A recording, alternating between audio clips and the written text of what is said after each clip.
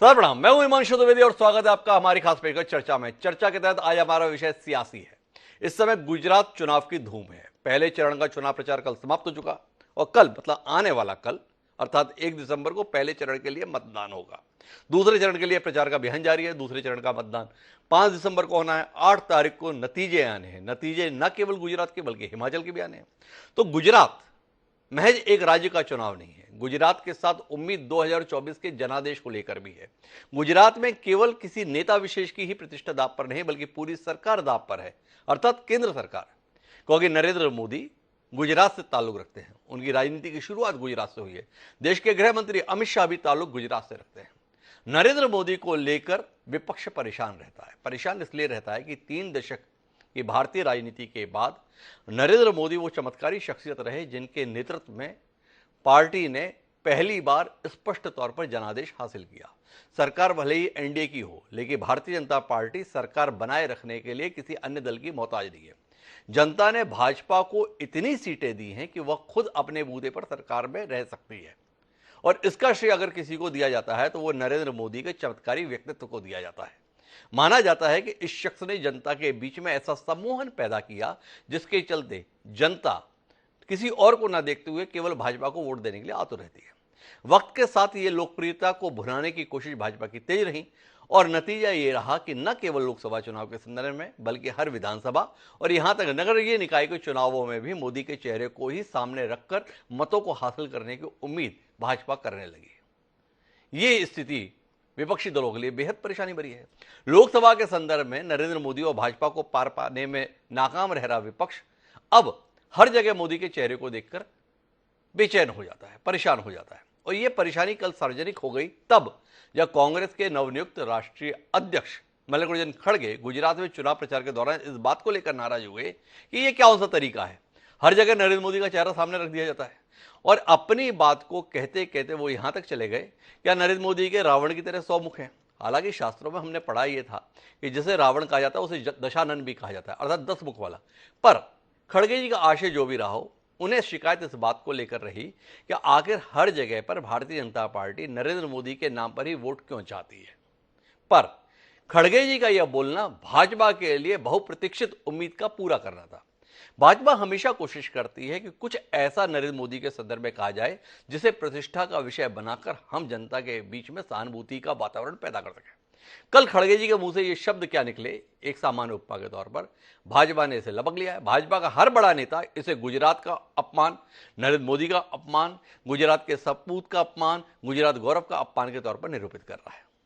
और ऐसा क्यों कर रहा है? ऐसा इसलिए कर रहा है कि एक लंबा इतिहास है इस बात का कि जब जब नरेंद्र मोदी को निजी तौर पर टारगेट किया गया है, निजी तौर पर जब उनके ऊपर छींटाकशी की गई है, निजी तौर पर उनके लिए अपमानजनक भाषा का इस्तेमाल किया गया है, तब तब जनता ने अपने मतों से भाजपा की झोली को भरा है। तो क्या वो कहानी एक बार फिर दोहराए जाने की उम्मीद भाजपा कर रही है? और कांग्रेस क्यों बार बार इस प्रकार का आत्मघाती गोल करने के लिए आमादा रहती है?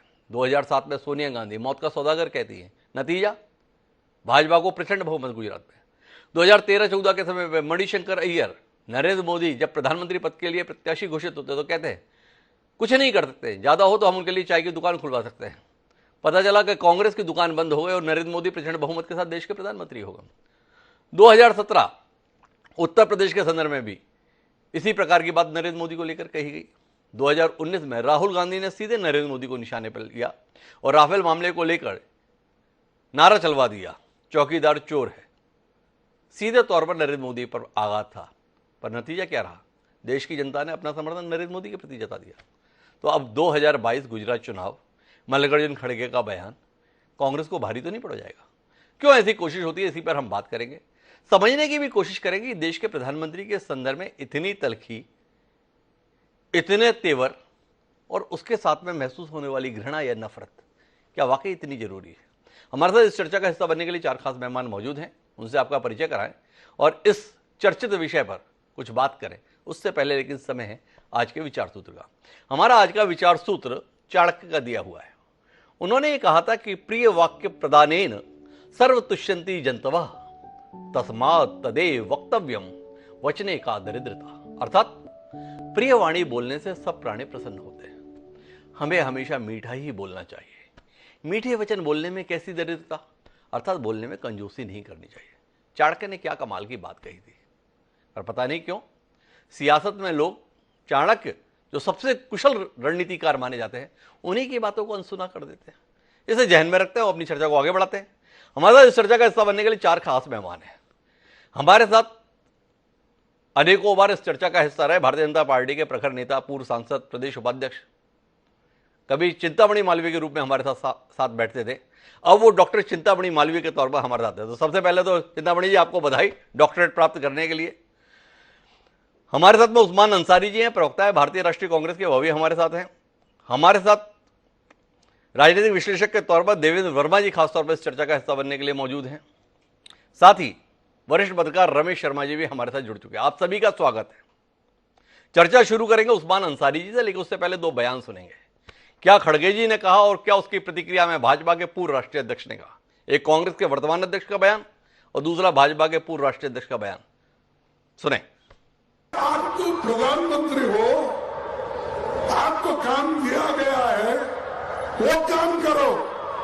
वो छोड़ के municipal corporation election, MLA election, खैर एमपी इलेक्शन, उनको प्राइम मिनिस्टर बनना है तो फिरते रहते हैं, लेकिन हर वक्त अपनी ही बात करते हैं। आप किसी को मत देखो, मोदी को देखकर वोट दो। भाई तुम्हारे को तुम्हारी सूरत कितनी बार देखना, कॉर्पोरेशन में भी तुम्हारी सूरत देखना, एमएलए इलेक्शन भी तुम्हारी सूरत देखना, एमपी इलेक्शन में भी तुम्हारी सूरत देखना। हर जगह कितने भाई, क्या आपके रावण के जैसा 100 मुख है क्या है, समझ में नहीं आता। कांग्रेस के द्वारा अब शब्दों का प्रयोग किया जा रहा है। कुछ अन्य राजनीतिक पार्टियां भी ऊल जुलूल और फालतू आरोप लगाने की यह कोशिश करती हैं। स्वस्थ लोकतांत्रिक व्यवस्था में किसी के संबंध में अपशब्दों का प्रयोग करना यह स्वस्थ राजनीति के लक्षण नहीं है। और मैं कहना चाहता हूं, जिस प्रकार के अपशब्दों का प्रयोग आज के कांग्रेस के अध्यक्ष के द्वारा किया गया है, इसे मैं केवल आज के कांग्रेस के अध्यक्ष मिस्टर खड़गे की ही सोच का परिणाम नहीं मानता हूं, बल्कि पूरे कांग्रेस के नेतृत्व की जो जमात है, यह उसकी सोच का परिणाम है। प्रधानमंत्री कोई व्यक्ति नहीं होता है, प्रधानमंत्री स्वयं में एक संस्था होता है,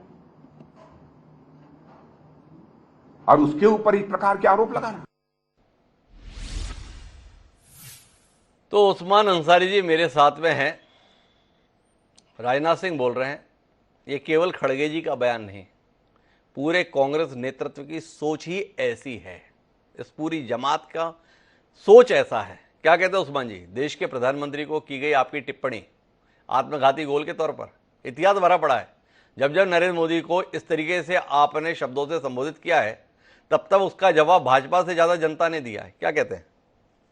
नहीं, देखिए, जनता जनार्दन होती है, सब जानती है जी, इन बातों में आने वाली नहीं है जी, क्योंकि आने वाला जो टाइम है, अभी जल्द ही आपको गुजरात इलेक्शन का हो या जी। दिल्ली का इलेक्शन हो, आपको रिजल्ट आएगा, आपको महसूस होगा जी, कि ये इनका काम ये है कि घृणा और इस तरह की बातें फैला के आपस में नफरत की बात ये खुद ही कर रहे हैं। मान लिया, पहले तो हमारे खड़गे जी ने कोई गलत नहीं कहा, जी, क्योंकि उन्होंने सत्य बोला है कि जो चीज हमारा चेहरा एक प्राइम मिनिस्टर का है, हम संवैधानिक पद पे बैठे हैं, हम पूरे हिंदुस्तान के प्राइम मिनिस्टर हैं और पूरे वर्ल्ड की नजर हमारे पर रहती है, तो हमारे को लगता नहीं कि हम काउंसलर्स के इलेक्शंस के लिए अपना चेहरा लेकर दिल्ली में उतरें या कोई दूसरे स्टेट में जाएं, तो वो मुनासिब नहीं है। वो इसीलिए उन्होंने एक बात रखी कि हमारे को एक प्रोटोकॉल होता है, उसके आधार पर ही प्राइम मिनिस्टर को चलना चाहिए।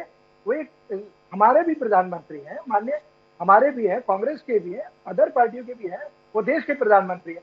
तो गरिमा बनाने के लिए एक काउंसिलर के इलेक्शन या दूसरे में नहीं आना चाहिए, उन्हें एमपी के इलेक्शंस में थोड़ा अपना ध्यान देना चाहिए, जिसमें उनको ये करना है। दूसरे, मान लिया कि हमारे खड़गे जी ने ये बोला, ठीक है, मगर क्या आप पलट के आप भी गलत बोलोगे? आप ऐसा बोलोगे, पूरी जमात को बोलोगे? पूरी जमात कैसे हो सकती है? मेरे विचार अलग हैं, खड़गे जी के विचार अलग हैं, सोनिया जी के अलग है। राहुल जी क्या काम कर रहे हैं आपको पता है? वो जोड़ने की राजनीति कर रहा है, तोड़ने की नहीं कर रहा है। आप जी उन पे क्यों नहीं बोलते कि राहुल जी क्या कर रहे हैं? जी क्यों नहीं बोलते उन पर? राहुल जी जोड़ रहे हैं, देश को जोड़ रहे हैं। और हमारे माननीय प्रधानमंत्री जी या उनकी जो सेना है, ये जो सेना है वो तोड़ने की बात करती है। इस तरह तोड़ा जाता है। अंसारी जी, आप तो खुद ही उलझते हुए दिख रहे हैं। आपको सेम लग रहा है क्या? खड़गे जी ने जो बोला ठीक नहीं बोला, आप यहां पे सवाल उठा रहे हैं। खड़गे जी भी क्यों बोल रहे हैं, राहुल गांधी जो कर रहे हैं उस पर क्यों नहीं बोल रहे हैं? तो आपको लग रहा है कल चूक हो गई आपके राष्ट्रीय अध्यक्ष से?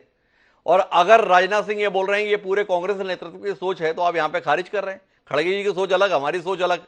मतलब राष्ट्रीय अध्यक्ष के साथ नहीं है कांग्रेस, एक झटके में नवनियुक्त राष्ट्रीय अध्यक्ष को अकेला छोड़ने के लिए तैयार।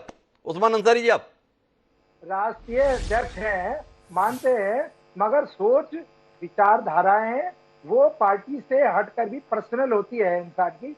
राहुल गांधी जी की पार्टी से हटकर कर रहे हैं वो काम, वो प्रचार नहीं कर रहे हैं कांग्रेस का, वो जोड़ रहे हैं। तो विचारधारा अलग हुई नहीं हुई, खड़गे जी की विचारधारा अलग हुई नहीं हुई। तो ये नहीं है कि वो ये राहुल जी जो है चल रहे हैं वो देश को जोड़ने के लिए चल रहे हैं सर, ऐसा नहीं है। आप जो है राहुल जी को और हमारे में आपस में ही आप ये कहो कि खड़गे जी का अलग मैटर है और आपका अलग मैटर, राहुल जी का अलग मैटर है, ऐसा नहीं है। हमने सबसे बड़ी बात तो ये है, हमें जिस देश में हम रहते हैं, इस देश में तरह तरह की भाषाएं और तरह तरह के लोग, तरह तरह के फूल खिलते हैं। तो यहाँ पर हमें सबको साथ लेके चलना चाहिए। ये खाली नारा नहीं होता, सबका या साथ, मैं सबका साथ लेकर चलेंगे। अंसारी जी को खुद ही लग रहा है खड़गे जी कुछ गड़बड़ कर गए, बोले राहुल जी पे बात कर लेते, खड़गे जी की पे बात करने छोड़ दो। लेकिन मैं चिंतामणि जी के पास जरूर जाना चाहता हूँ। चिंतामणि जी से जानना चाहता हूँ, ये इतना ज़्यादा बेचैनी या परेशानी क्यों है भारतीय जनता पार्टी की? जो विषय नहीं है उसे भी विषय बनाने के लिए इतने ज़्यादा व्याकुल है। क्या भरोसा नहीं गुजरात की सरकार पर कि वो अपने काम के आधार पर जनादेश ले लेगी, जो नरेंद्र मोदी की प्रतिष्ठा का विषय बना देना चाहते हैं आप? क्या गलत कह दिया खड़गे जी ने? भाई देश के प्रधानमंत्री हैं नरेंद्र मोदी, आप हर जगह नरेंद्र मोदी जी को दिखाकर वोट दिलाना चाहते हो। आपको लगता है कि आपकी सरकार का काम ठीक नहीं है प्रदेश में, आपके विधायकों के लिए जो उम्मीदवार खड़े हैं उनकी हैसियत ठीक नहीं है, जनता के बीच में साख ठीक नहीं है, इसलिए आपको लगता है कि जहां भी हो नरेंद्र मोदी जी नाम का चेक आपके पास है उसी को बना लो। एक व्यक्ति का कितना शोषण करोगे चिंतामणि जी, थोड़ा बताएंगे? देखिए, नरेंद्र मोदी जी केवल प्रधानमंत्री नहीं है, भारतीय जनता पार्टी के सर्वमान्य नेता भी हैं जी। और प्रत्येक चुनाव में उनकी अपनी प्रतिष्ठा, वो उनका गृह क्षेत्र है, तो स्वाभाविक रूप से वो हमारे नेता हैं, तो वो हमें नेतृत्व देंगे ही जी। इसलिए प्रधानमंत्री नरेंद्र मोदी और भारतीय जनता पार्टी के नेता नरेंद्र मोदी को अलग अलग नहीं किया जा सकता। दूसरी बात यह है कि नरेंद्र मोदी जी के व्यक्तित्व के से, उनके नाम से, उनके चेहरे से कांग्रेस बहुत डरती है और इसलिए अपेक्षा करती है कि भाई कुछ चुनाव तो हमारे लिए छोड़ दो, जहां आप जाते हो, विजय प्राप्त करते हो, आप इतने आपका चेहरा इतना उज्जवल है, आपके काम इतने हैं कि लोग आपको देख करके वोट, हम कहीं नहीं टिकते, हमारी पूरी पार्टी कहीं नहीं टिकती, राहुल गांधी कहीं नहीं टिकते, तो खड़गे जी का तो कोई जवाब ही नहीं है, हमारे पास उस हाइट का कोई नेता नहीं, इसलिए कांग्रेस डरती है। ये जो उनका वक्तव्य है उसी डर की अभिव्यक्ति है कि भाई आप हर जगह चले जाते हो, कुछ जगह तो बच्चों को खेलने दो, कुछ जगह तो हमें कर लेने दो। माफ कीजिए चिंतामणि जी, बीच में रोकने के लिए माफी चाहता हूं। जिस मध्य प्रदेश में बैठे हो ना, यहीं पे निपटा दिया था यहाँ की जनता ने, राहुल गांधी नेतृत्व में कांग्रेस पार्टी ने आप लोगों को। सामने उदाहरण है। जिस छत्तीसगढ़ में मैं बैठा हूं यहाँ पर तो सफाई से ऐसा निपटाया कि अभी तक सांस नहीं आ रही है।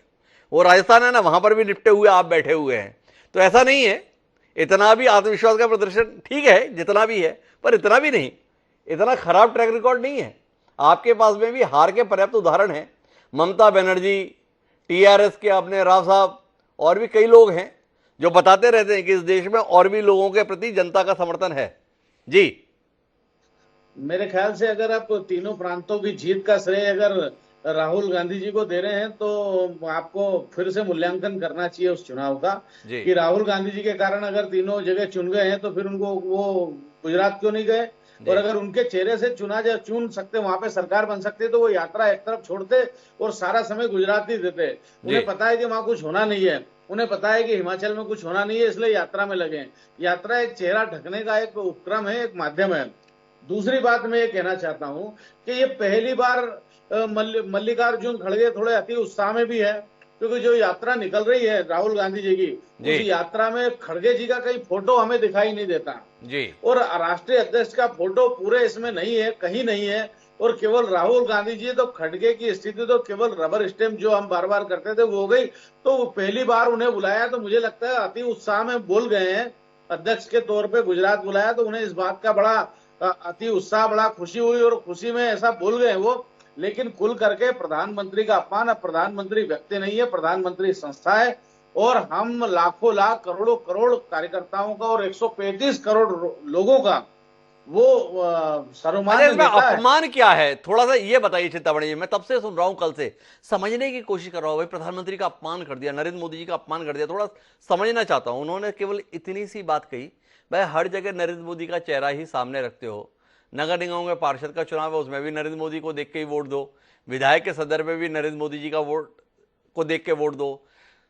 एमपी का चुनाव है तो नरेंद्र मोदी का चेहरा देख के वोट दो। भाई इतने सारे चेहरे क्यों रखते हो? इसको लेके उन्होंने एक बात कही, इसमें अपमान क्या हो गया, थोड़ा बताओ ना आप चिंतामणि जी। देखिए, अपमान की एक श्रृंखला है इसमें। आप देखिए, सबसे पहले तो ये सब फॉलो करते हैं सोनिया गांधी जी को। 2007 में सोनिया गांधी जी ने मौत का सौदागर कहा, फिर किसी ने नीच कहा। अरे अभी कल के संदर्भ में बात करो नहीं, ये तो मैं फेरिस्त से पहले ही गिना चुका कि कांग्रेस कैसे कैसे अपने पैरों पे कुल्हाड़ी नहीं मारी, अपनी गर्दन पे कुल्हाड़ी मारी है चिंतामणि जी। ये तो फेरिस्त मैंने ही गिना दी। अभी तो कल के संदर्भ में बात करो कि भाई खड़गे जी ने ऐसा कह क्या दिया यार, जिसके कारण से आपको लग रहा है कि गुजरात के सपूत का, नरेंद्र मोदी जी का, प्रधानमंत्री जी का अपमान हो गया। थोड़ा समझाओ तो सही ना, आप जैसा विद्वान आदमी है, थोड़ा समझ में तो आए देश को। देखिए, रावण केवल व्यक्ति नहीं, वो तमाम बुराइयों का प्रतीक है, और ऐसा उनको प्रधानमंत्री जी को, नरेंद्र मोदी जी को रावण कहना, उन सब बुराइयों का आरोपण उन पर करना है जो रावण में थी। अरे चिंतामणि जी देखो, गलत बात मत करो। अभी कुछ समय पहले आप सब लोग रावण के संदर्भ में समर्थन में बयान दे रहे थे। वो इतना विद्वान था, उसका व्यक्तित्व ऐसा था, वो एक आदि पुरुष करके पिक्चर आ रही है तो उसके संदर्भ में वो रावण का स्वरूप ऐसा क्यों है, उसकी दाढ़ी ऐसी क्यों है, मूछ क्यों नहीं है, इसको लेकर लगे हुए थे।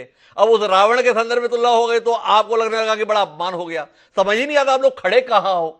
कभी रावण के चेहरे को लेकर परेशान हो गए कि रावण का चेहरा ऐसा क्यों दिखा दिया, और अब रावण के साथ क्यों दिखा दिया, इस पर नाराज हो गए। थोड़ा क्लियर करो ना, आप हो किसके साथ, राम के साथ कि रावण के साथ? समझ ही नहीं पाते हम लोग। हम तो स्वाभाविक रूप से राम के साथ है, कोई सवाल ही नहीं है। लेकिन रावण जो है वो एक जो राक्षसी प्रवृत्ति है उसका प्रतीक है। तो इन्होंने एक प्रकार से गाली दी है प्रधानमंत्री को, और इसका जवाब निश्चित रूप से गुजरात की जनता देगी। इसका जवाब गुजरात की जनता देगी। चिंतामणि जी एक ही बात पर लगे हैं, लेकिन देवेंद्र वर्मा जी शायद इसके मायने समझ पा रहे हो। मैं बार बार खोज रहा हूं, शायद देवेंद्र वर्मा जी मेरी मदद करें। देवेंद्र जी, क्या आपको नहीं लगता है कि ये जहां कुछ मामला उलझता है वहां प्रधानमंत्री की साख को दांव पर लगा दिया जाता है?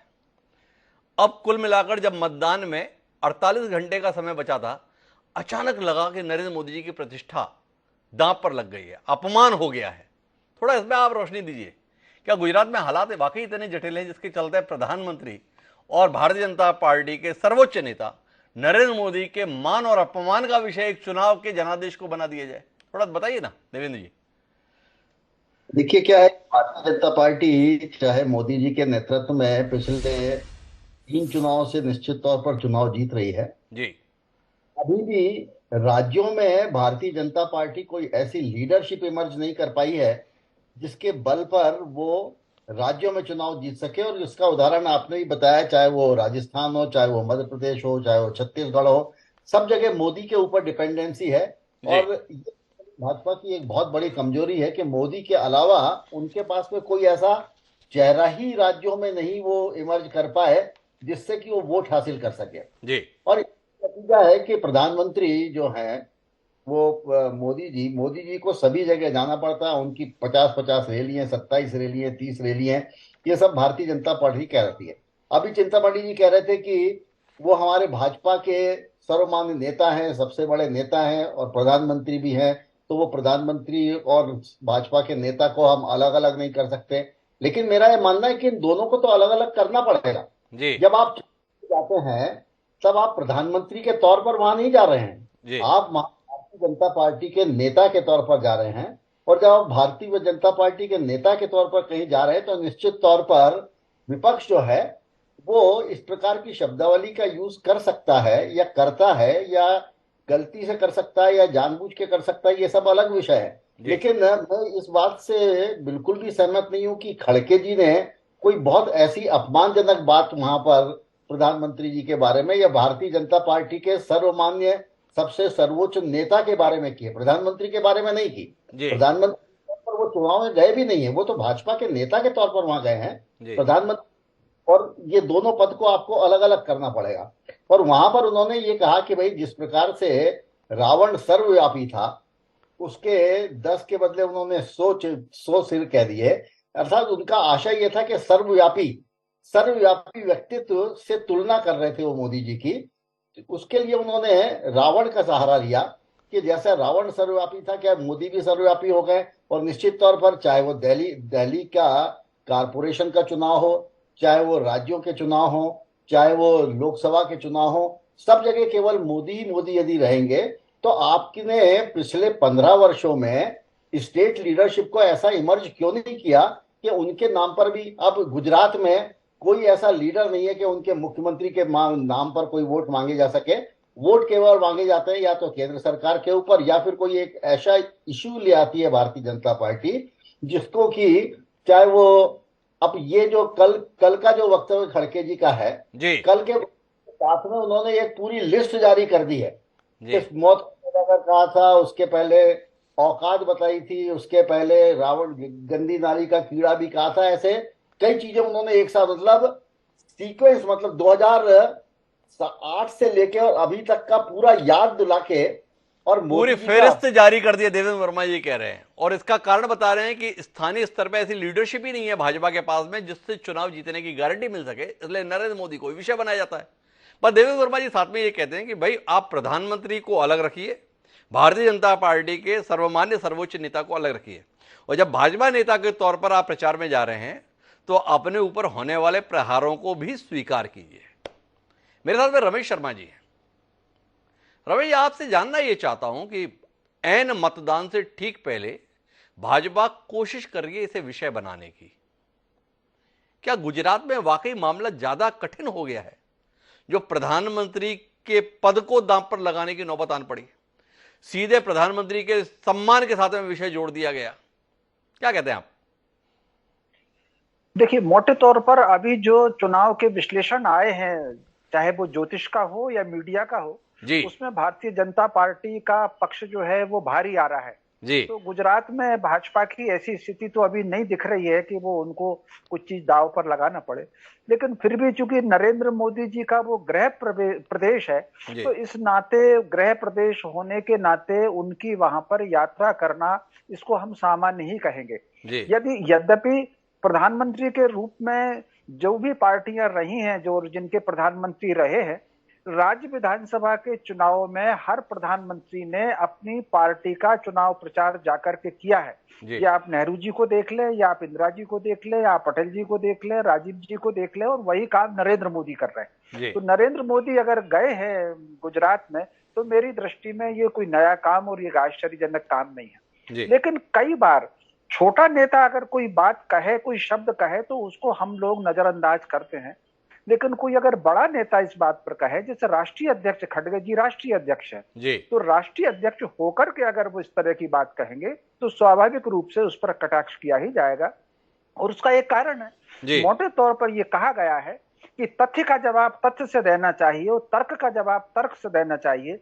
जब व्यक्ति के पास तथ्य और तर्क कमजोर होते हैं, तब वो व्यक्ति की छवि पर छवि भंग करने का हमला करता है। इस समय कुछ भी हो, भारत राष्ट्र जिस दिशा में जा रहा है, मुझे लग रहा है कि तथ्य की दृष्टि से और तर्क की दृष्टि से अब उनके पास इसकी कमी है। या तो उनकी स्टडी कम है या उनका अध्ययन जो भी कुछ है, लेकिन उनके पास तथ्य और तर्क उतने नहीं है। इसलिए अब छवि भंग करने का, व्यक्तित्व हमला करने का ये एक अभियान। पर रमेश जी, मैं एक सवाल आपसे करना चाहता हूं। हमारे यहाँ कहा जाता है कि आदमी अनुभव से सीखता है, दूध का जला छाछ भी फूक फूक कर पीता है। ये कांग्रेस के संदर्भ में आप कोई उपमा देना चाहेंगे? एक लंबी फेहरिस्त है जिसमें यह पता चलता है कि जब जब नरेंद्र मोदी को इस तरीके से व्यक्तिगत रूप से निशाने पर लिया गया है, तब जनता के द्वारा विपरीत प्रतिक्रिया मतों की शक्ल में कांग्रेस पार्टी को भुगतनी पड़ी है। लाइन से 2007 से लेकर 2019 तक। इसके बावजूद भी कांग्रेस पार्टी के नेता नरेंद्र मोदी को लेकर तल्ख टिप्पणी करने से बाज नहीं आते, और वो टिप्पणियां महज राजनीतिक नहीं होती हैं, एक नफरत का, एक घृणा का, एक जुगुप्सा का भाव उसमें साफ तौर पर महसूस किया जाता है। जैसे कुछ टिप्पणियों के संदर्भ में बताता हूं मैं। सलमान खुर्शीद 17 अगस्त 2013 को बोलते हैं, उनके बारे में क्या कहना, मेंढक अभी अभी बाहर निकला है। मणिशंकर अय्यर 2000 चुनाव से ठीक पहले, वो सिर्फ चाय बेच सकते हैं, बोलेंगे तो हम इंतजाम कर देंगे। संजय निरुपम 2014 में बोलते हैं, जनादेश आ जाने के बाद, सरकार बन जाने के बाद लोगों ने बंदर के हाथों में देश चलाने को दे दिया है। आपसे जानना ये चाहता हूं, लगातार ऐसे बयान परेशानी का सबब होने के बाद भी थमते क्यों नहीं, रुकते क्यों नहीं? इसके संदर्भ में आपका कोई आकलन है, क्या है? देखिए, व्यक्ति की यात्राएं दो प्रकार की होती हैं उसके काम की जी। एक यात्रा होती है कि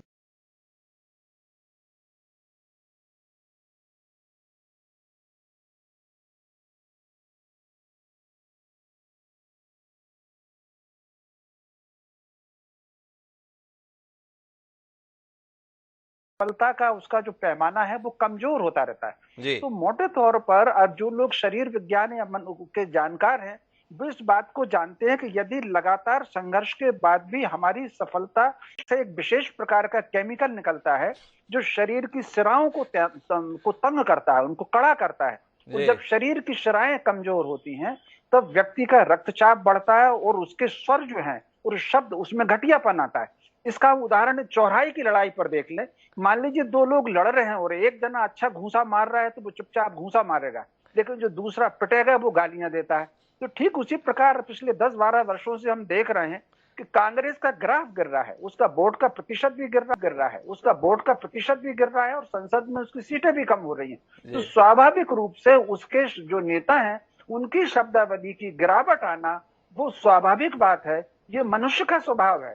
तो रवि शर्मा जी हैं तो पत्रकार, लेकिन उन्होंने बतौर डॉक्टर के तौर पर एनाटॉमी हमें समझा दी, शिराओं के स्तर पर, केमिकल लोचे के संदर्भ में। अब इस व्याख्या के संदर्भ में नजरिया देने के लिए मेरे साथ कांग्रेस पार्टी के वरिष्ठतम नेताओं में शुमार प्रताप भानु शर्मा जी हैं, मध्य प्रदेश कांग्रेस के उपाध्यक्ष हैं, पूर्व सांसद हैं। उनसे ही जानना चाहता हूं, क्या चाहते हैं आप लोग? मतलब नरेंद्र मोदी को सफलता के किस शिखर पर पहुंचाने के लिए कांग्रेस इतनी प्रयत्नशील है? जब भी कोई निर्णायक मौका आता है, कोई ना कोई बयान ऐसा देने की कोशिश आपके सम्मान्य नेतागण करते हैं कि भाजपा की मदद हो ही जाए। भाजपा इंतजार में रहती है, कोई मदद मिल जाए, कोई मदद मिल जाए, कोई मदद मिल जाए, किसी और से नहीं मिलती, कांग्रेस के नेताओं से मिलती है। एक मधुसूदन मिस्त्री, उन्होंने 12 नवंबर 2022 को बयान दिया है, अब की बार मोदी की औकात दिख जाएगी। देश के प्रधानमंत्री है भाई, 2-2 बार स्पष्ट बहुमत में अपनी पार्टी को सत्ता में लेकर आए हैं। मधुसूदन मिस्त्री एक विधानसभा चुनाव में उनकी औकात दिखाने की बात कर रहे हैं। आपके माननीय राष्ट्रीय अध्यक्ष विद्वान हैं, बड़े अनुभवी हैं, कई बार के विधायक सांसद हैं, वो रावण के साथ तुलना कर दी है। भाजपा कल से फूल ही नहीं थमा रही है, बोला खड़गे जी ने, उछल भाजपा रही है। क्या कहता है प्रताप भानु जी अपनी पार्टी के नेताओं की समझ को लेकर? देखिए हिमांशु जी, ये समझ का जो गिरावट आई है वो उसकी शुरुआत भाजपा के नेताओं ने ही करी है जी। और जिस तरह से शब्दावली को विकृत किया गया और अर्थ का अनर्थ लगाया गया, उसमें ये श्रृंखला बढ़ती गई निरंतर। पिछले 8-10 सालों में मैंने ये देखा है जी। परंतु यदि ये देखें कि प्रधानमंत्री पद पर पहुंचने के बाद कोई व्यक्ति दीदी और दीदी कह के चुनाव प्रचार करता है तो शर्मनाक है जी। यदि सोनिया गांधी जी को या राहुल गांधी को जर्सी गाय का बेटा कहता है तो शर्मनाक है प्रधानमंत्री के लिए जी। यदि राहुल गांधी के लिए पप्पू शब्द में करोड़ों रुपया देश के बर्बाद विज्ञापन करने में कर दिए जाते हैं तो भाजपा के लिए और प्रधानमंत्री पद के गरिमा के लिए, दोनों के लिए शर्मनाक है। और इसी तरह से रावण का उपयोग हो गया तो इतनी तरह से एक मिसाल उन्होंने प्रस्तुत की। उन्होंने मोदी को रावण नहीं कह दिया जी। और जब भाजपा के लोग, भाजपा के नेता विभीषण शब्द का उपयोग करते हैं लगातार, मैंने मध्य प्रदेश में देखा है, चाहे वो उनके वो जो संगठन मंत्री हैं, कौन राव हैं वो हो, चाहे वो हमारे शिवराज सिंह हो, जिस तरह से दल बदल हुआ और जो लोग कांग्रेस से विश्वासघात करके गए उनको विभीषण निरूपित कर दिया। विभीषण रावण का ही तो भाई है और विभीषण को आज तक समाज में कोई मान्यता नहीं मिली। अब यदि ठीक है आप कांग्रेस पे आक्षेप लगा रहे हैं, वो अपनी जगह है, हमें इस तरह की बातों से बचना चाहिए। मैं इस बात को भी बता रहा हूं आपके लिए कि प्रचार की राजनीति में आप देखें, जब तक गरिमा रहे, गरिमामय प्रचार हो, वो उसका हमें पालन करना चाहिए। परंतु आज यदि जैसा हमारे रमेश जी कह रहे हैं कि देश के प्रधानमंत्री के खिलाफ ये शब्द का उपयोग हो रहा है, देश की इतनी बड़ी पार्टी सत्ता में पार्टी है, क्या सत्ता में जो बैठे हैं उनका कोई कर्तव्य नहीं बनता? संसद के अंदर कैसी भाषाओं का उपयोग किया जाता है? जब प्रधानमंत्री प्रचार मंत्री बनकर जाते हैं तो क्या उन्हें कोई दूसरा विकास का मुद्दा, सबका साथ सबका विकास का भूल जाते हैं वो?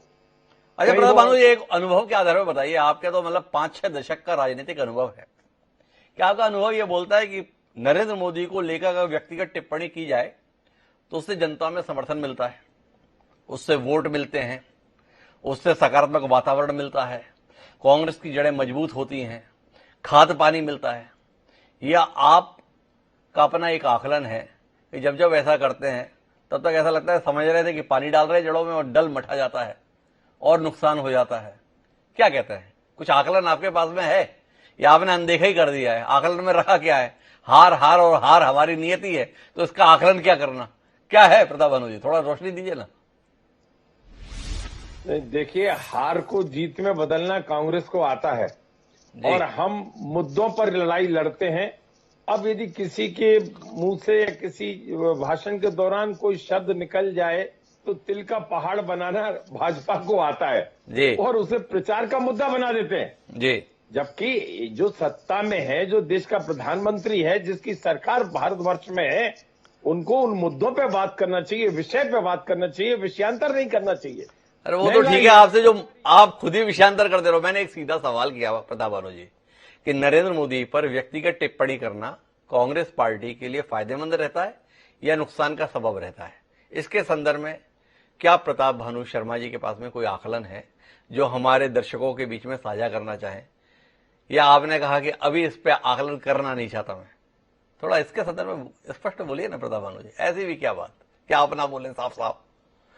आप चाहते हैं तो मैं जरूर स्पष्ट ही बोलूंगा जी, और जो सच है वही कहने का प्रयास करूंगा जी कि कोई भी लीडर कौन होता है जी जो लीड करे देश को, जी जो मुख्य धारा को लीड करे, जी जो समाज को लीड करे, वो लीडर होता है जी। और यदि देश का लीडर ही गलत दिशा में गलत शब्दों का उपयोग करने लग जाए तो फिर दोष किसको दोगे? आप जनता को दोगे, विरोधी पार्टी को दोगे, या उस देश के लीडर को दोगे, या लीडरशिप करने वाली पार्टी को दोगे?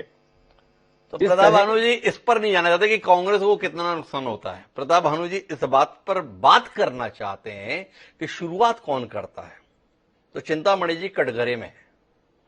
चिंतामणि जी, प्रताप भानु शर्मा ये बता रहे हैं इस कार्यक्रम के माध्यम से देश को, ये जो हल्के शब्दों का प्रयोग है, इसकी शुरुआत, इसका उपयोग देश के सर्वोच्च नेता, भारतीय जनता पार्टी के सर्वमान्य नेता और देश के वर्तमान प्रधानमंत्री नरेंद्र मोदी जी के द्वारा किया जाता है। उन्होंने उदाहरण सहित इस बात को समझाने की चेष्टा की है।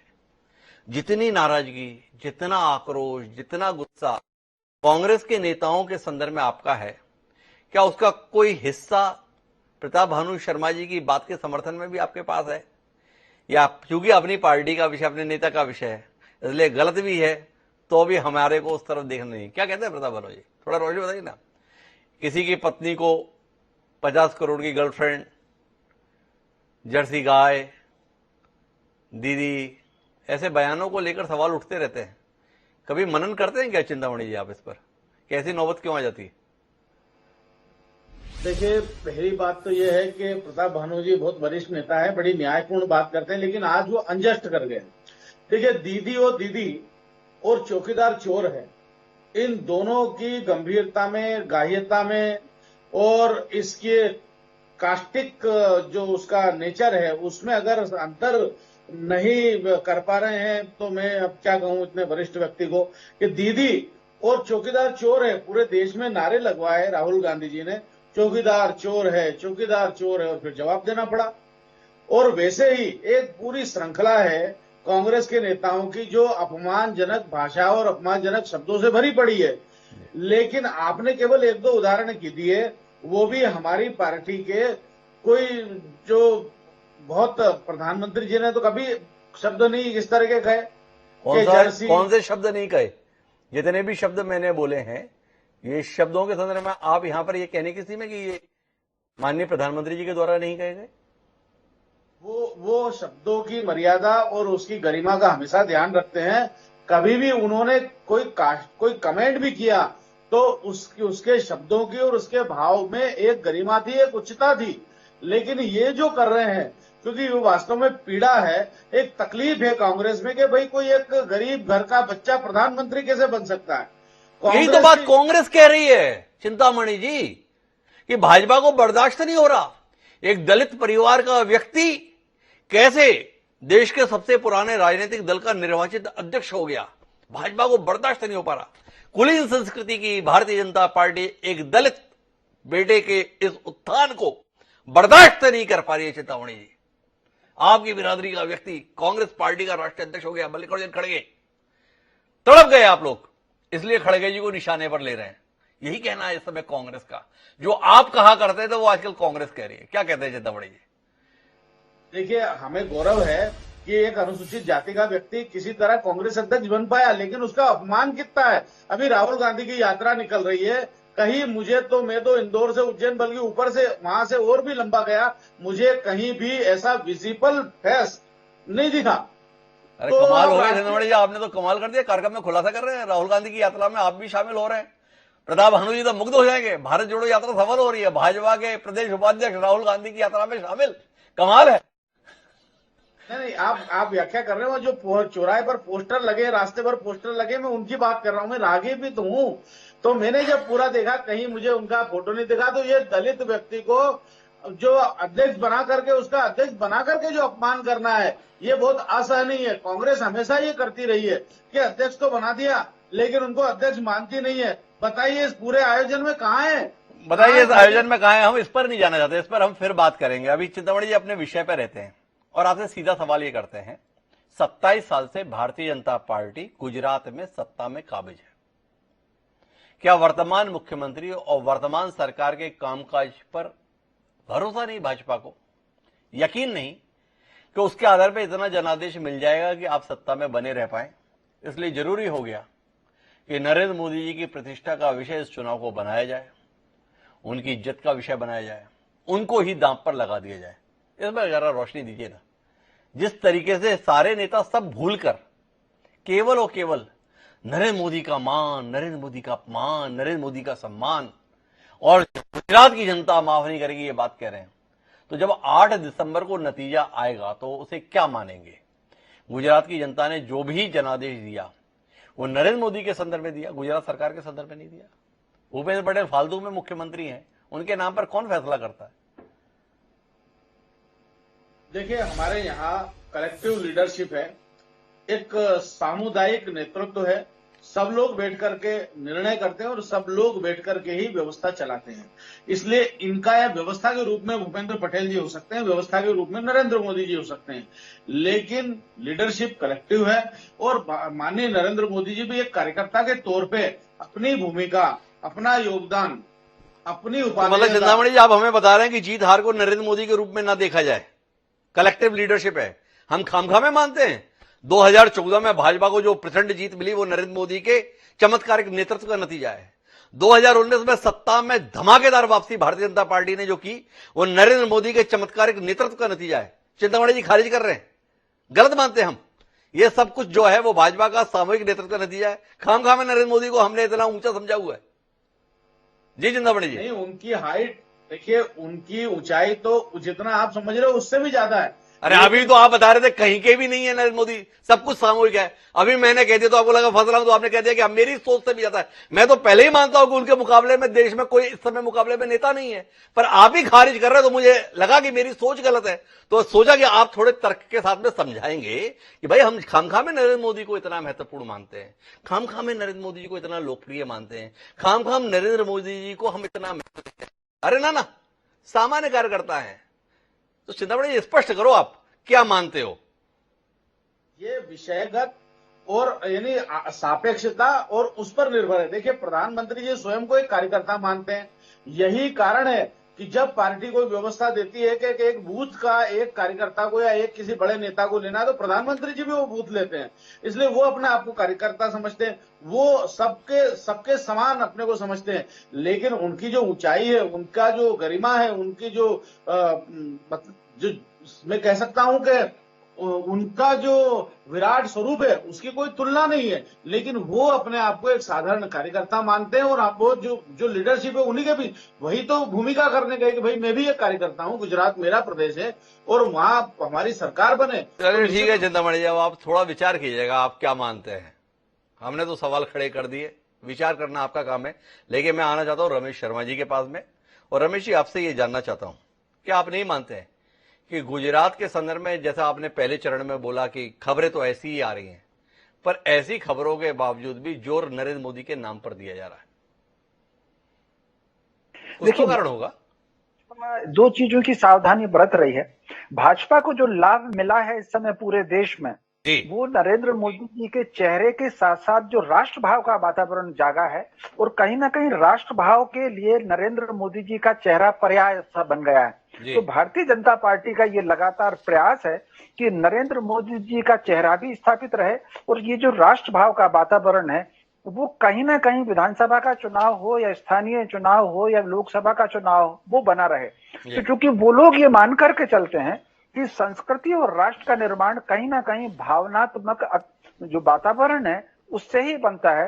तो नरेंद्र मोदी जी को ला करके या उनके चेहरे के साथ में उस वातावरण को वो बनाए रखना चाहते हैं। और उस वातावरण का दूसरा जो दिखता है, जो आज आपके हेडलाइन में भी था कि आज रक्षा मंत्री ने कहा है कि हम पाकिस्तान, वो जो कश्मीर है उसको हम लेकर के रहेंगे। तो कहीं ना कहीं वो जो वातावरण, एकत्व का वातावरण है, उसको वो बनाए रखना चाहते हैं। इसलिए नरेंद्र मोदी जी को हर जगह लेकर के वो लोग जाते हैं। लेकिन फिर भी उपमाएं देने में भी थोड़ा सा विचार करना चाहिए। उपमाएं बहुत सारी हैं, लेकिन फिर भी जो बड़े पद पर जो लोग हैं उनको उपमा देने में सावधानी बरतनी चाहिए। रमेश जी सीधे तौर पर कह रहे हैं सावधानी बरतनी चाहिए। लेकिन मैं देवेंद्र वर्मा जी थोड़ा अलग विषय पे आना चाहता हूं। भारतीय जनता पार्टी एक ऐसी पार्टी थी जिसके संदर्भ में कहा जाता कि संगठन महत्वपूर्ण है, पर क्या आप नहीं मानते देवेंद्र वर्मा जी कि वक्त के साथ संगठन से व्यक्ति ज्यादा महत्वपूर्ण हो गया, लार्जर देन लाइफ, हमारे यहाँ एक शब्द इस्तेमाल किया था। क्या आप नहीं मानते कि वक्त के साथ नरेंद्र मोदी ने अपनी श्रेष्ठता, अपनी सफलता के माध्यम से अपने आप को पार्टी से भी कहीं ज्यादा महत्वपूर्ण जनता के बीच में साबित करने में सफलता हासिल की है। आज कमल का फूल देखकर वोट देने की बात नहीं हो रही है, बात हो रही है नरेंद्र मोदी का चेहरा देखकर। और शायद यही बेचैनी है खड़गे जी की, यही बेचैनी है कांग्रेस के अन्य नेताओं की। थोड़ा इस पे कहिए ना, एक व्यक्ति की सफलता को, इस श्रेष्ठता को हम आलोचना की दृष्टि से देखें या सकारात्मक दृष्टि से देखें। देखिए, किसी भी राजनीतिक दल में जब कोई व्यक्ति इस स्थिति में पहुंच जाता है कि वो पार्टी को जिताने वाली स्थिति में पहुंच जाता है, तब निश्चित तौर पर पार्टी का संगठन कमजोर हो जाता है और वो व्यक्ति जो होता है वो ज्यादा मजबूत होता है, वो ज्यादा पार्टी से भी अधिक मजबूत निखर के आ जाता है। और पार्टी के सारे लोग भी अपनी डिपेंडेंसी उसी के ऊपर कर देते हैं, जैसा पूर्व में कांग्रेस में भी था। इंदिरा गांधी के ऊपर पूरी डिपेंडेंसी थी, इंदिरा गांधी ही पार्टी को जिताने वाली एक फेस था। तो सब लोग इंदिरा गांधी और इंदिरा इज इंडिया ने कि ऐसा हो गया था कि इंदिरा गांधी के अलावा कांग्रेस पार्टी नेपथ्य में चली गई थी। जी, पार्टी भी पहले कभी जो जब ये कहा जाता था कि पार्टी विथ ए डिफरेंस, तब वो पार्टी विथ ए डिफरेंस थी।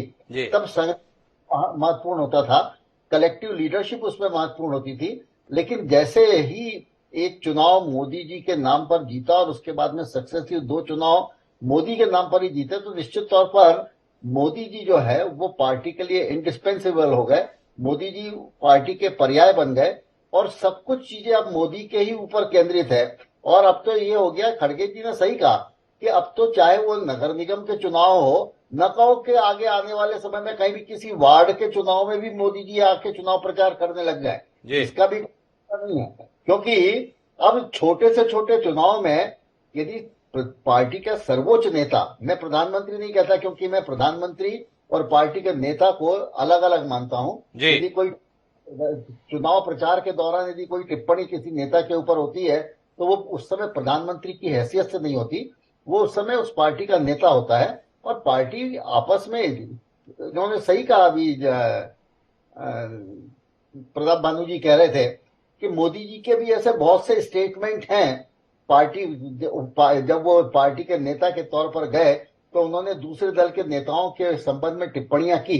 तो ये तो पार्टी के बीच में ऐसा चलता रहता है। और निश्चित तौर पर अब भारतीय जनता पार्टी का संगठन वैसा मजबूत संगठन नहीं है जैसा कि पूर्व में कभी हुआ करता था, जब वो सामूहिक नेतृत्व होता था, जैसे चिंतामणि जी कह रहे थे।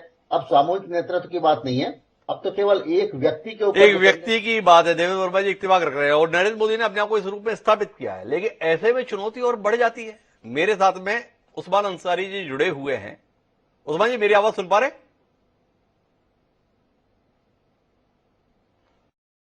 हमारा संपर्क टूट गया है तो मैं वापस प्रताप भानु जी के पास रुख करता हूं। और प्रताप भानु जी, आपसे ये जानना चाहता हूं कि एक तरफ नरेंद्र मोदी हैं जो पार्टी के लिए पार्षद के स्तर पर भी प्रचार करने से पीछे नहीं है। अगर पार्टी को उनके नाम से वोट मिलने के लिए स्थिति बन रही है तो वो दिल्ली नगर निगम चुनाव में भी अपने आप को दांव पर लगाने के लिए तैयार है। और दूसरी तरफ आपके माननीय राहुल गांधी हैं। हिमाचल में लोग ढूंढते ही रह गए, दिखे ही नहीं राहुल। गुजरात में भी एक आध झलक दिखा देते हैं। एक तरफ नरेंद्र मोदी सफलता के शिखर पर पहुंचकर भी पार्टी की जरूरतों के लिए इस हद तक समर्पित, गली गली जाने के लिए भी तैयार, जैसा देवेंद्र वर्मा जी कह रहे हैं। जरूरत पड़ने पर वार्ड में जाएंगे, वार्ड में जाएंगे नहीं, जा रहे हैं। दिल्ली नगर निगम चुनाव के अंदर पार्षद भी नरेंद्र मोदी के चेहरे के नाम पर वोट की उम्मीद कर रहे हैं। दूसरी तरफ आपके नेता, पूरी पार्टी दांव पर लगी हुई है और राहुल जी का पता नहीं। क्या कहता है प्रताप भानु जी? दोनों चीजें अलग अलग हैं हिमांशु जी। ये राहुल गांधी जी की जो भारत जोड़ो पदयात्रा है, ये बहुत पहले से निर्धारित हो गई थी और वो समय निश्चित होने का उसका चुनाव से कोई मतलब नहीं है, वो राजनीति से ऊपर। अरे प्रताप भानु जी, एक मिनट रुकिए। ये जो आपकी यात्रा पहले से निर्धारित हो गई थी ना, उससे भी कई महीनों पहले से निर्धारित था कि गुजरात में चुनाव कब होगा। उससे कई महीनों पहले से निर्धारित था, सालों पहले से निर्धारित था हिमाचल में चुनाव कब होगा। तो कम से कम बात अलग अलग तो नहीं, पता था ये चुनाव होने हैं, पर इन चुनावों में क्या होना है इसको लेके कोई डरता है, इसलिए यात्रा समय पर रख ली, ये भी लोग बात करते हैं। थोड़ा इसमें भी कह लीजिए, कमी ना रहे कहने में। नहीं, कहने में कोई कमी नहीं रहेगी हिमांशु जी। जो चिंतामणि जी कह रहे हैं कि इनके यहाँ सामूहिक नेतृत्व है, वो तो ध्वस्त कर दिया वर्मा जी ने जी, कि आज एक व्यक्ति आधारित पार्टी हो गई है जी। परंतु यदि राहुल गांधी अपने कार्यकर्ताओं पे और अपने दूसरे लेवल के और स्टेट राज्य नेताओं पर निर्भर है और उनको जवाबदारी देकर रखे हैं, तो वो नेतृत्व की बात कि हम क्षेत्रीय नेतृत्व पार्टी के अंदर जो दूसरे नंबर पर नेतृत्व है उस पर विश्वास रखते हुए कर रहे हैं। और राहुल गांधी ने अपने काम से अडिग रहे। प्रताप भानु जी, बुरा मत मानिएगा, ये जो राज्य स्तर पर नेतृत्व है ये जीतने के लिए है या हारने के लिए? अब जब हारने ही है तो फिर अपने को सामने आने की जरूरत क्या है? हारने के लिए द्वितीय पंक्ति के लोगों को ही गला कटवाने के लिए आगे कर दिया जाए, ऐसा तो कुछ मामला नहीं। नहीं, ऐसा बिल्कुल नहीं है। जो नरेंद्र मोदी जी या जो अमित शाह हैं, वो रात दिन गली गली खाक क्यों छान रहे हैं? यदि उन्होंने इतना विकास किया है और गुजरात मॉडल पूरे देश में एक सफलतम मॉडल माना जा रहा है, और दिल्ली में नाक के नीचे गली गली और वार्डों में क्यों जा रहे हैं? इसलिए जा रहे हैं कि सफलता के शिखर पर पहुंचकर भी जमीन नहीं छोड़े हैं। ये सरलता, ये समर्पण ही तो पार्टी के लोगों को उनका मुरीद बनाए रखता है। यही तो चिंतामणि जी हमें बताया करते हैं कि देखिए हमारी पार्टी आज भी देश के प्रधानमंत्री हो गए तो भी एक बूथ अपने जिम्मे लेते हैं। इसी बात के तो गुण गा रहे थे अभी चिंतामणि, आपने सुने नहीं क्या? नहीं, हमने पूरी बात चिंतामणि जी की सुनी है। अब वो सुनी सुनाई बातें कुछ और होती है, वस्तु स्थिति कुछ और होती है।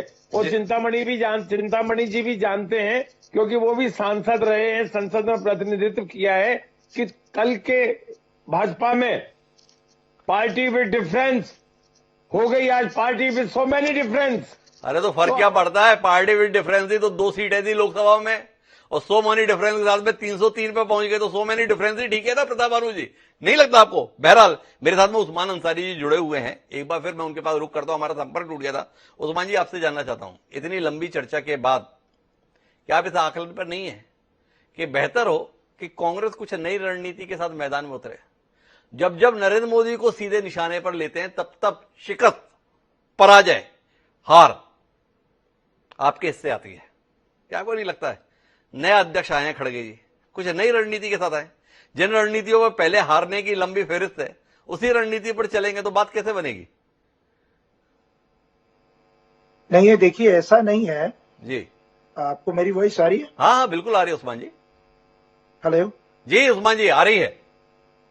हेलो, वॉइस आ रही है आपको? बिल्कुल आ रही है उस्मान जी, बोलिए ना। हाँ, देखिए ऐसा नहीं है। मेनली क्या है, हम एक पार्टी के बैनर तले चल रहे हैं जी। उस बैनर तले क्या राहुल गांधी हो, सोनिया गांधी हो, क्या हमारे खड़गे जी हो, देखिए हमने पार्टी को जिताने के लिए वहां पर प्रचार कर रहे हैं, ना कि हम किसी व्यक्ति विशेष के ऊपर हम टिप्पणी कर रहे हैं। और दूसरी बात यह है, आप माननीय प्रधानमंत्री जो बीजेपी जो कहते हैं बीजेपी के माननीय प्रधानमंत्री, वो माननीय प्रधानमंत्री बीजेपी के नहीं है, क्योंकि बीजेपी पार्टी का तो कोई अब रहा ही नहीं है कुछ, क्योंकि ये पार्टी जो है संघ से निकली हुई पार्टी है। आज भी मुझे लगता है कि इसको जो संघ चला रही है और संघ की जो विचारधारा है उस पे ही जो है आज ये निर्भर है, और उसी पे ही ये लोग वोट मांग रहे हैं। मुझे लगता है बीजेपी के नाम पे वोट मांग रहे हैं। सी से होता है कांग्रेस और सी से होता है कंफ्यूज। मैं वो आज तक समझ ही नहीं पाया, मुझे इतना कंफ्यूज कर दिया कि नरेंद्र मोदी को ये मानते क्या है। एक तरफ नरेंद्र मोदी के सामने बताते तानाशाह है, उनके आगे कोई कुछ नहीं है, दूसरी तरफ बयान देते हैं कि संघ चलाता है। अब जिसको एक संगठन चलाता है वो तानाशाह कैसे हो सकता है? उलझन है। इस उलझन को कांग्रेस को शायद सुलझाने की जरूरत है। पर मैं आखिरी टिप्पणी के लिए चिंतामणि जी आपके पास रुक करता हूं, समय मेरा समाप्त हो रहा है। कांग्रेस पार्टी के आभारी कितने, आप खड़गे जी के आभारी कितने हैं? आपको बड़ा इंतजार था कैसे भी नरेंद्र मोदी चुनाव का मुद्दा बन जाए, नरेंद्र मोदी जी की प्रतिष्ठा चुनाव का मुद्दा बन जाए, नरेंद्र मोदी जी के आधार पर गुजरात गौरव विषय बन जाए। क्या खड़गे जी ने आपकी इस इच्छा को पूरा कर दिया? और अगर कर दिया तो क्या इस कार्यक्रम के माध्यम से आप खड़गे जी के प्रति धन्यवाद ज्ञापित करना चाहेंगे, आभार जताना पाएंगे, या कृतज्ञता परिचय देंगे? उनकी मदद भी मिल गई और फिर भी आपने आभार नहीं जताया, क्या करना चाहेंगे चिंतामणि जी? सच सच बताइए।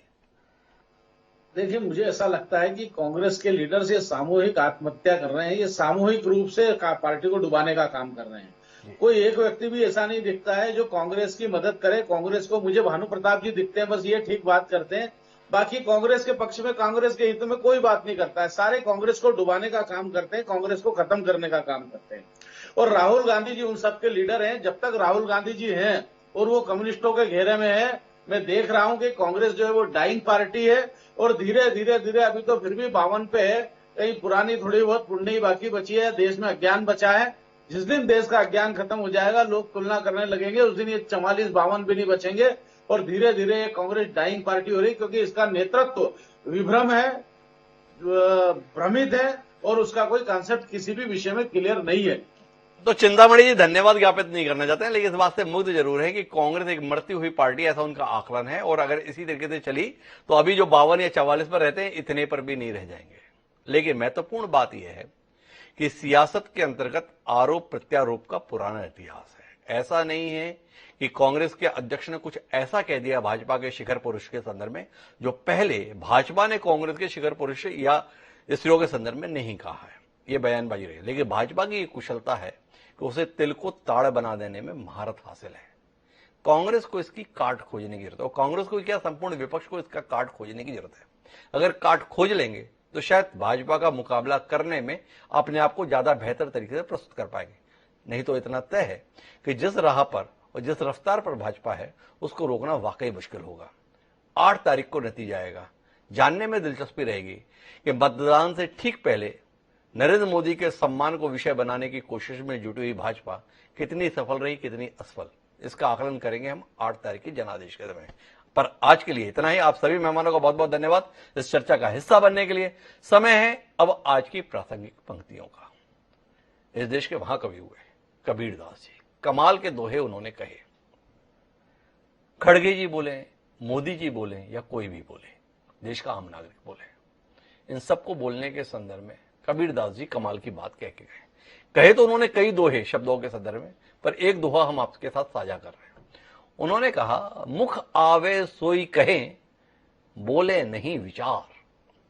मुख आवे सोई कहें, बोले नहीं विचार, हते पराई आत्मा, जीव बांधी तरवार।